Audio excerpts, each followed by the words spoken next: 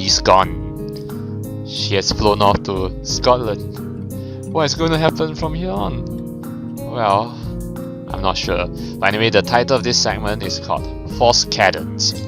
I have no idea what cadence means. Actually, I checked it out. It means something like rhythm, tempo, beat, pulse. Though I'm not really sure what it means in this game. You know, what does false cadence mean? And what does it have to do with Lily? Well, we're gonna find out.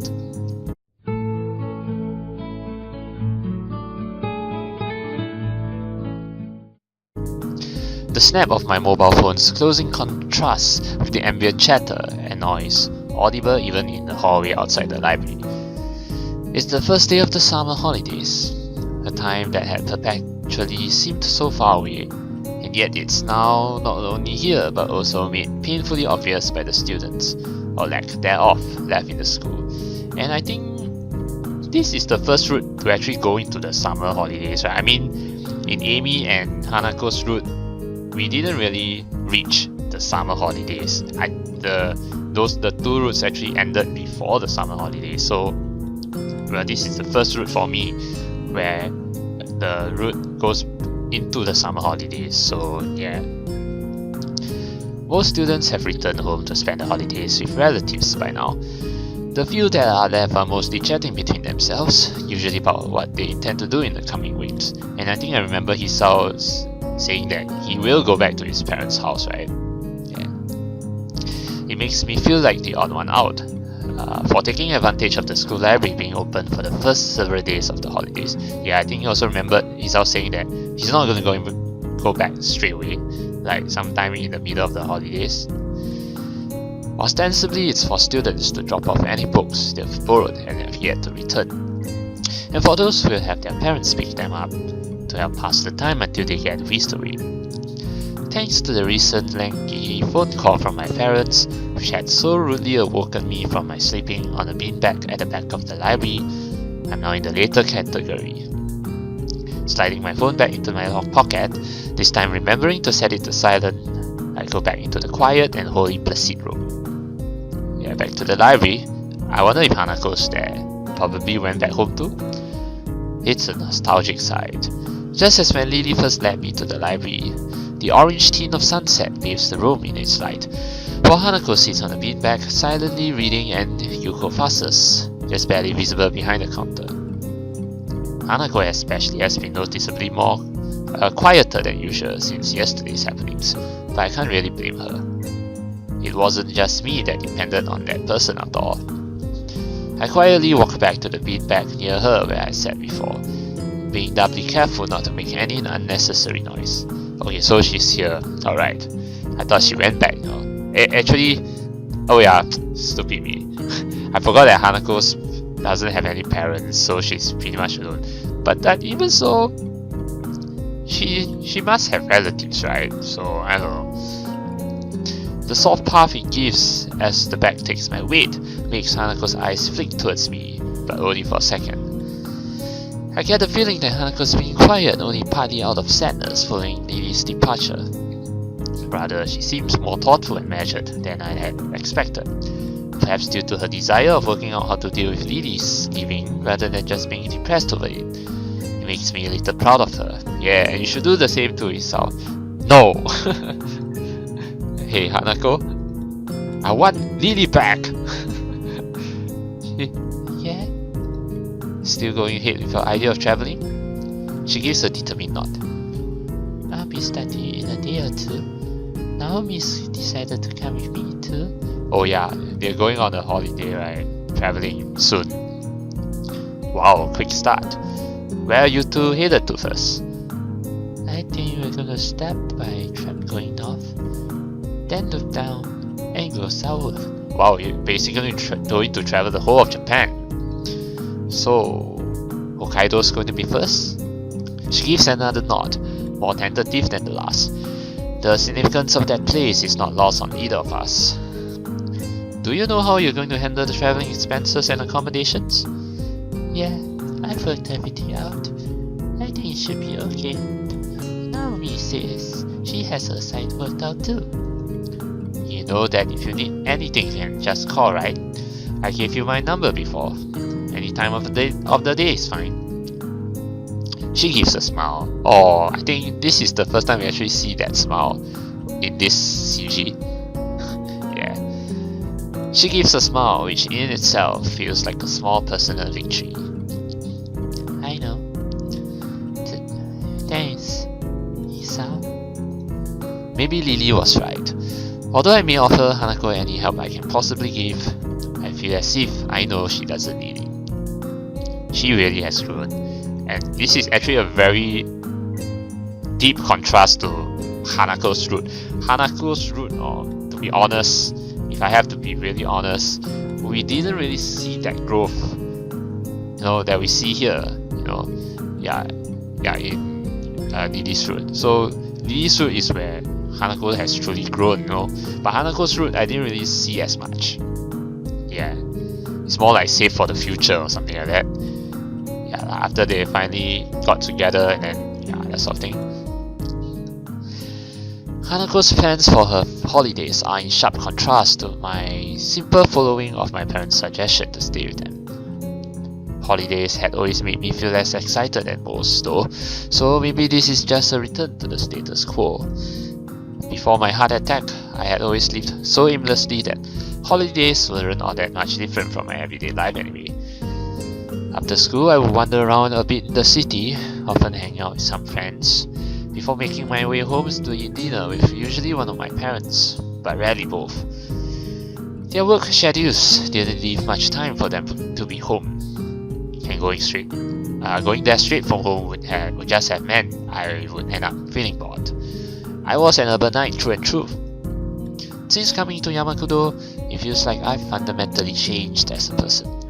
The phone call with my parents erased any traces of doubt I might have held on that in any case. While before I had exercised a fairly normal level of independence for a teenager, that being not a whole lot, my parents were more than pleased to hear of my newfound ability in taking care of myself.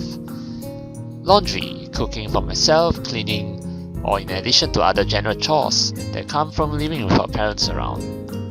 Just little menial things I've had to pick up, but with relative ease. When I think about it, I had always depended on them, even if they hadn't been at home all the time. To say I never depended on anyone after moving to the Yamaku dormitories would be far from the truth though. Excuse me? The two of us looked up at the awkwardly fidgeting figure in front of us. Some things never change, he has this closing time, alright.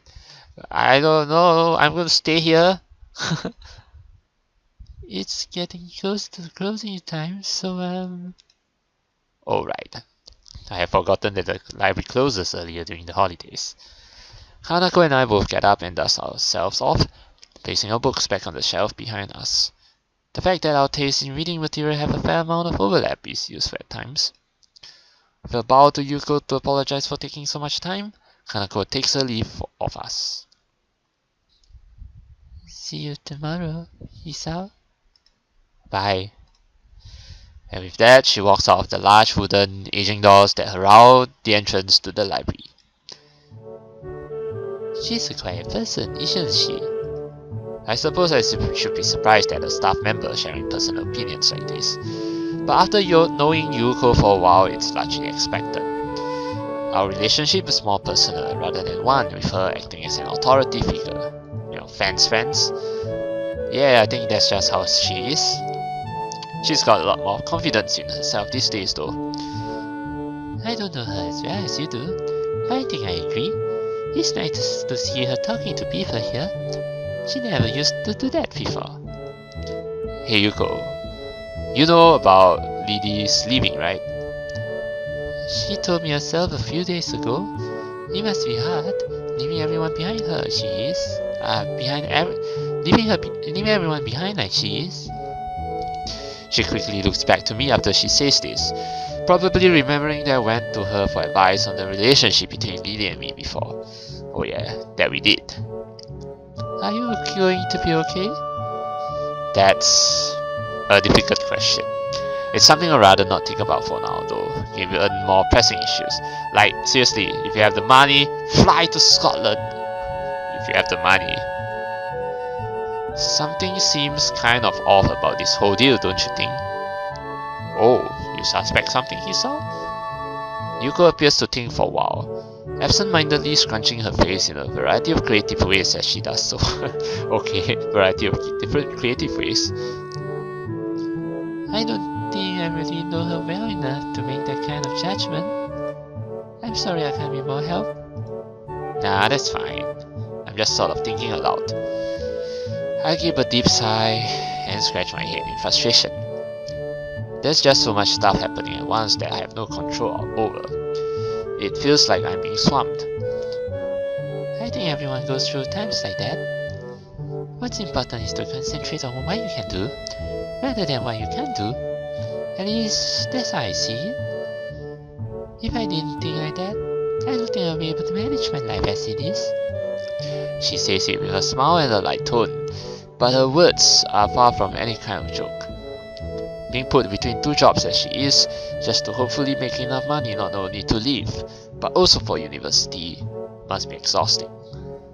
Perhaps that's why, coming from her, this feels like it has more meaning than if it had come from most others. I guess you've got a point there. Thank you for your advice once again, Yuko. Oh yeah, bows. Right. She bows deeply and smiles again before making her way back to the counter where she spends so much of her time. Back to my bedroom, alright. Quite an uneventful day. The tiny wings of the cardboard crane in my fingers are only just visible in the dim light of my room. Just a little of the moonlight being able to peek through the curtains and around their edges. Oh, that crane, the origami. Oh, he still keeps it. Yeah, nice. Oh. Now you're making me sad, Hisao. No, please don't make me, cry again. I lie still in my dark bed for a long time, idly looking up at the little origami bird. It feels like a lot's happened since Lilly folded this, but at the same time it feels like very little has changed. Compared to everyone else, I'm back to square one. I might have a newfound idea of where I want to go in life, but that's hardly something that affects me now. Hanako changed, I know that much. If anything, she just makes me feel like I've got no excuse to be like this, considering her previous situation. Lilly though... I turn the bird in my fingers another way, looking at it from yet another angle. When I first met her, oh no, all these memories coming back. She seemed aloof and perhaps somewhat distant. Her actions were always careful, measured and precise, and her carefully maintained composure always gave the appearance of unerring confidence and serenity. In time, she became less formal. Just a bit, but enough. It felt good to see her lowering her inhibitions around me and opening up, even just a little, of her own accord. It felt as if I was seeing her real self slowly becoming more vibrant and visible. Now though, I'm beginning to have doubts. Perhaps they're to be expected after what is effectively the two of us breaking up. They don't feel new or strange though, but rather like an old book being found and dusted off. I soon realized after meeting Lilly that she saw me as she did in Hanako, as someone who needed help and care. At first I simply thought that we'd be fine as friends, helping each other through our limited time together in school. But then I began to treasure our moments together more and more, from our quiet walks to our talking over lunch. The good sides of her personality became ever more obvious and ever more likable. The absence caused by Lilly's trip to Scotland to visit her long-distance family and sick aunt only made me realize just how much I liked being around her, and I had thought that she felt a similar way. For her though, maybe that wasn't everything to our relationship. Even after she returned to Japan, that just meant she lost her family once again after meeting them for such a brief time. She lived so much of her life without her family around, not to mention with Akira working long hours, that she had little choice but to be like that. I had thought her sense of independence to be a good and admirable trait. It was in stark difference to my reliance on my parents before my heart attack, as reluctant as I may have been to admit it. However, it also meant that she never let people get too close to her. She lost her family likely due to her blindness, went to a different school from anybody she knew be the cause of it, and worked all the harder to make sure that she didn't end up a burden on her sister and those around her. And now, Akira's going to Inverness, just like the family she thought she had lost. She never told me of her plans, as conflicted as she was about them. Lilly didn't want to be a burden on anyone, including me. I'm an idiot. I never questioned it. I never tried to be there or asked when she needed me to. Yeah, I never even realized, that deep down she's actually really torn, between whether to stay or to, go back. And you let her go. But all is not lost yet, I hope. I just set my life up and expected it to stay that way forever, with the two of us having a nice long relationship where we pushed forward towards our future together. A small pit of frustration and anger at myself wells up in my chest. I just let everything happen, never even trying to help Lilly. Precisely. Why did you let her go? But, well, this is all hindsight, so just her being there was enough. I thought I could keep going on if that were true, but that could never have been enough. It was a childlike dependence on somebody, without any attempt to understand or help their situation. Thanks to that, I lost Lilly. I lost the one person I loved most because I wasn't there for her when she needed me. Well, let's hope a miracle happens. We really need that miracle.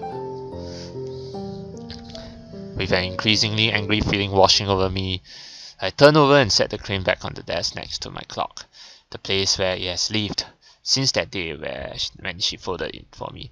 Please, I need that second chance. That second chance! And I don't mean resetting the game.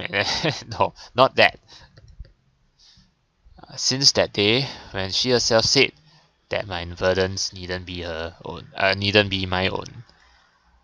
The obnoxious bright red numerals of my alarm clock shine through the darkness of the room onto my tired eyes. 10 o'clock. Evening. Curfew will be soon. I wonder if I can go into Lily's room right now and then just sleep on her bed. No, that wouldn't be good, but Akira mentioned they'll be leaving this evening. Yeah, precisely. Actually, did I remember Akira saying that they'll be leaving tomorrow evening as in the previous episode? So it's not actually last night that they left, right? But rather this particular night that they're leaving.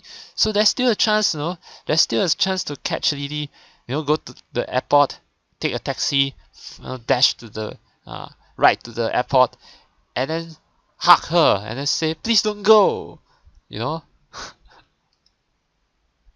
I have no idea exactly when their flight is, but that means there's a chance, however small, that they might not have already left. Well, gotta do your research now, Hisao, before it's too late. Call, man, call.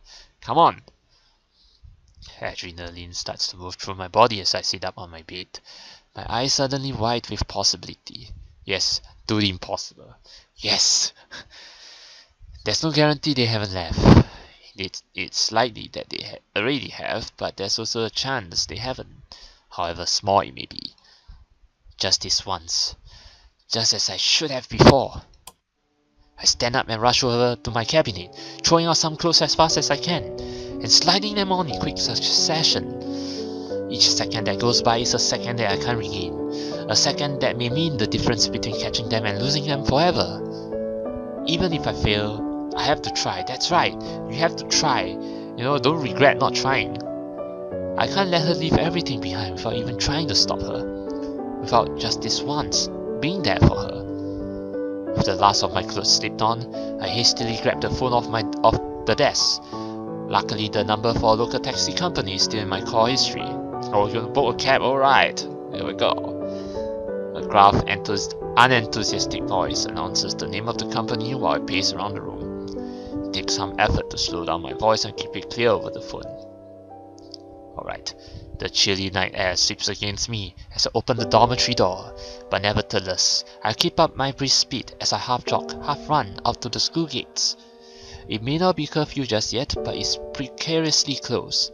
If there were a guard around, they would no doubt have some questions for me, but it looks like I've managed to come out just before they arrive, or they're around the corner.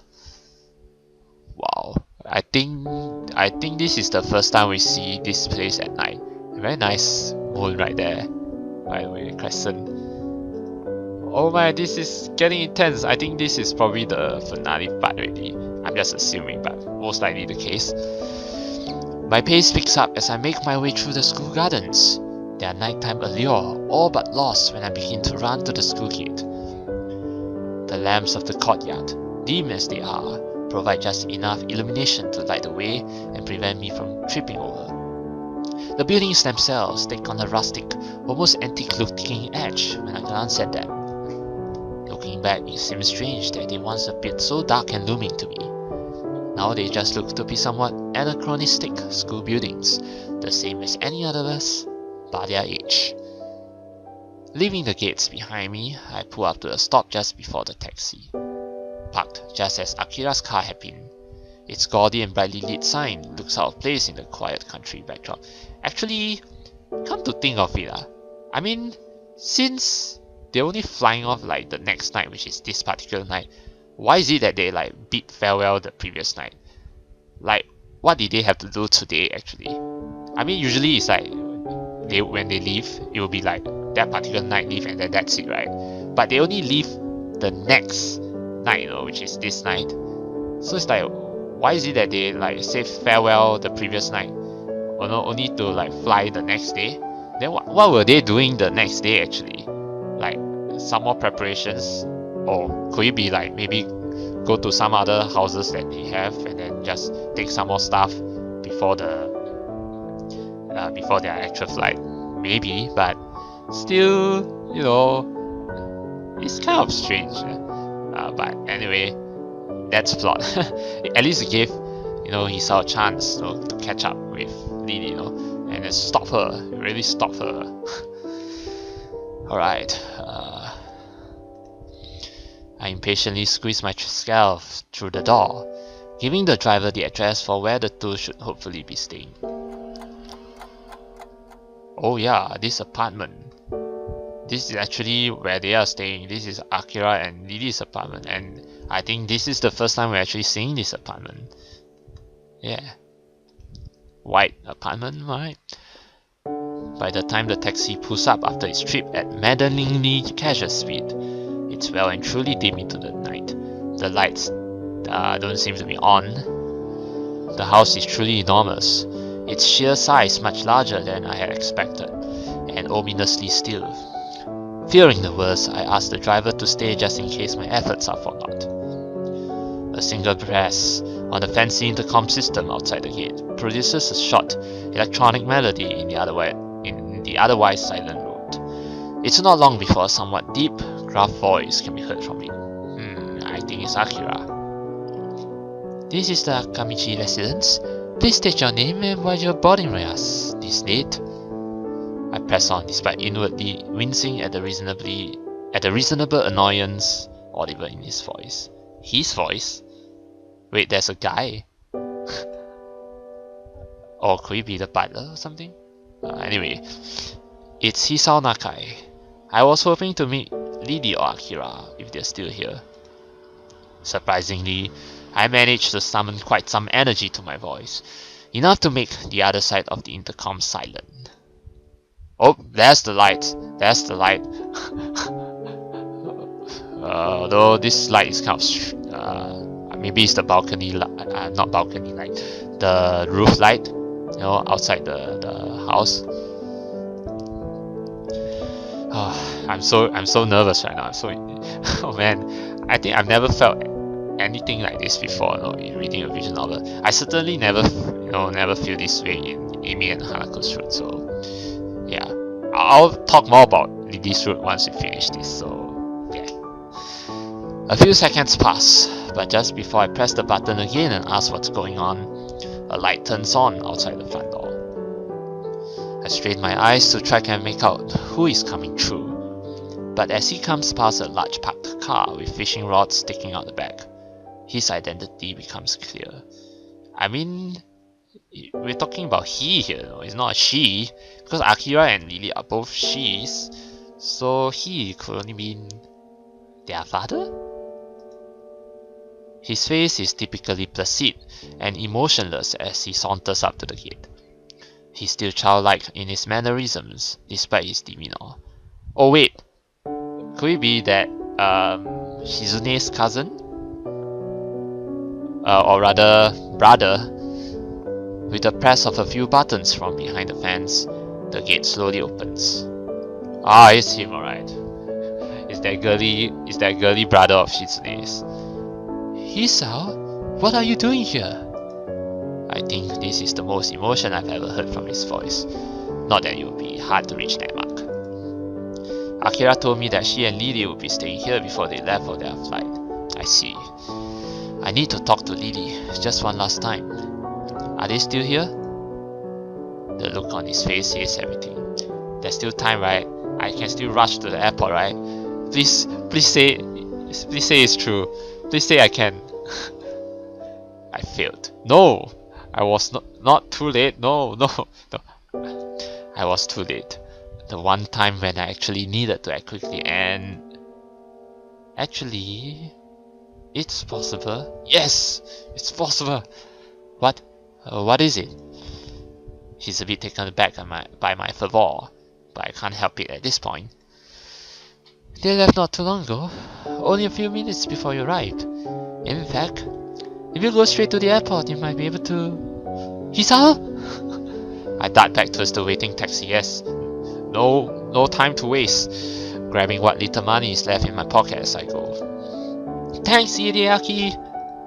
With that I take a seat, and in short order buck out my destination. To the airport! Oh, so many people. Oh, get out of my way! Jamada!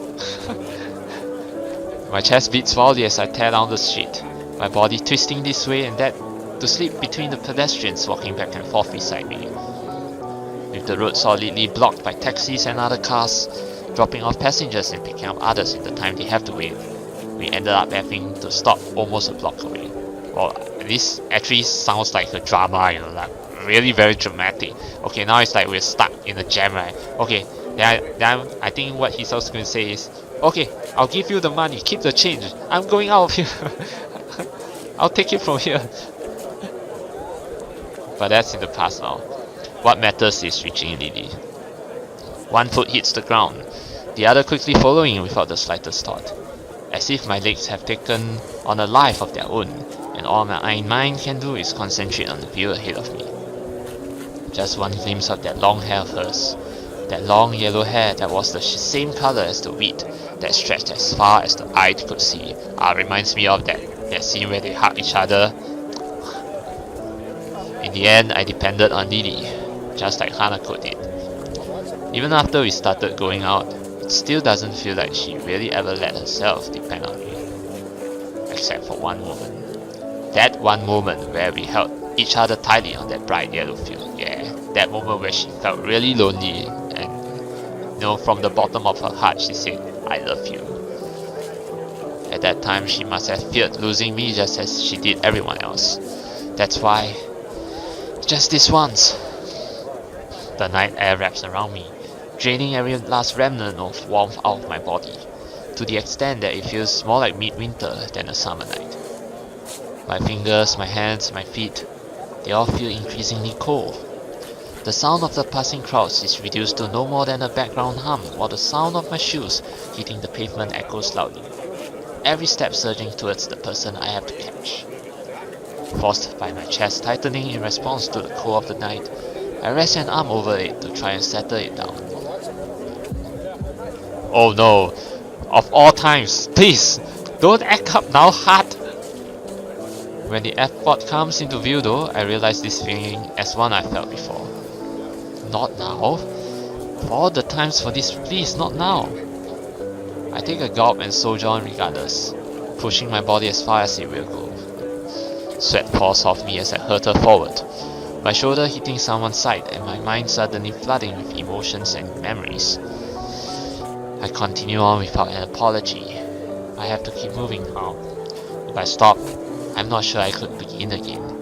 And even if I could, it would all be for naught if I'm not in time. I hit another person, then another, offering little resistance to getting bounced about. My feet feel numb. My arms are losing all feeling. My chest forces me to hunch over awkwardly, tightening ever more. That afternoon in the snow, that time where my life irreversibly changed. Images of Iwanaku and that damn letter flash over and over in my mind. The first love I had lost thanks to my condition.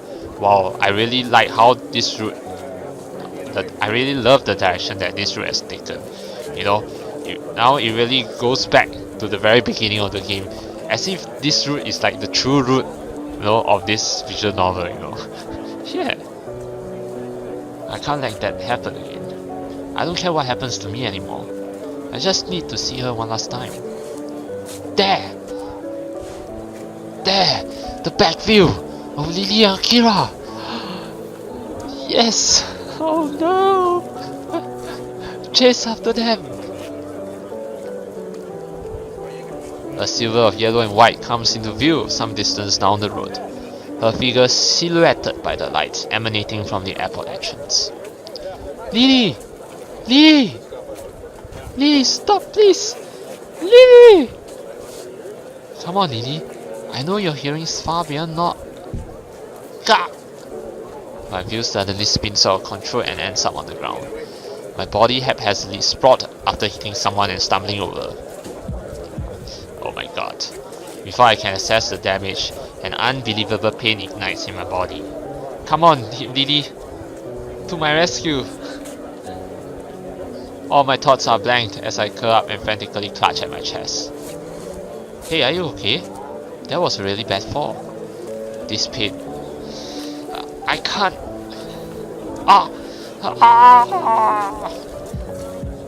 Any sharp knock could do me in.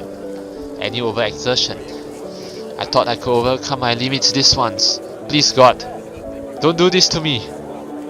Something's wrong with him. What's the matter?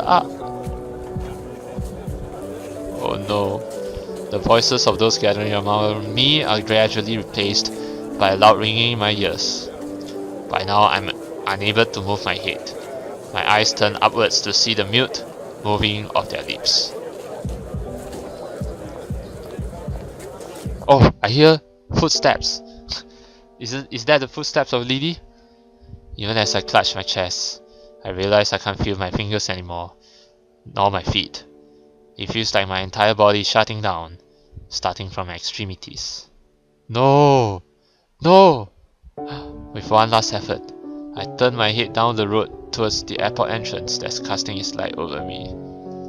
No! It's getting further and further away!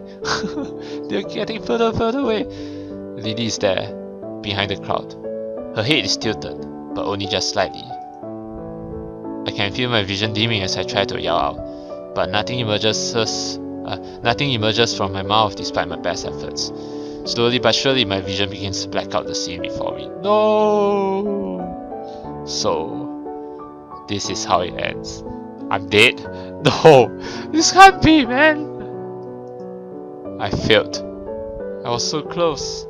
So very close. But at the very last moment, my condition seized my chance at a new life and dragged me back. Now I'm going to die, sprawled out just meters from an airport, with a crowd of babbling people surrounding me, and with Lilly leaving for Scotland just a little distance ahead.